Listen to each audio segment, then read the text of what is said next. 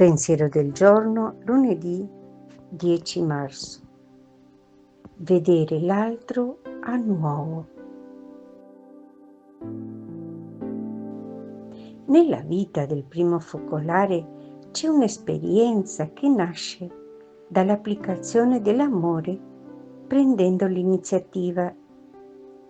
All'inizio non è stato sempre facile per un gruppo di ragazze vivere un amore radicale.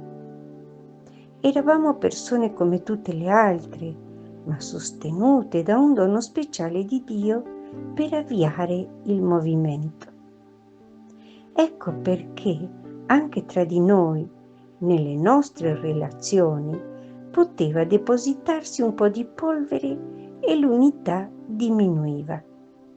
Questo accadeva, ad esempio, quando ci rendevamo conto dei difetti e delle imperfezioni degli altri e li giudicavamo, così che la corrente dell'amore reciproco si raffreddava. Un giorno, per reagire a questa situazione, ci venne l'idea di stabilire un patto tra tutti noi, che chiamammo patto di misericordia.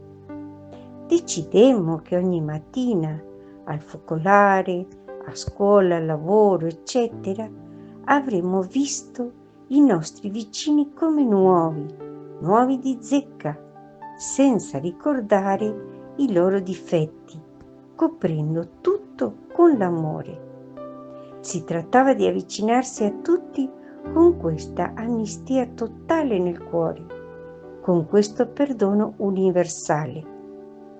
Era un impegno forte, preso da tutti noi insieme, che ci aiutava a prendere sempre l'iniziativa di amare, a imitazione del Dio misericordioso che perdona e dimentica. Chiara Lubick, L'arte di amare, Cittanuova Editrici.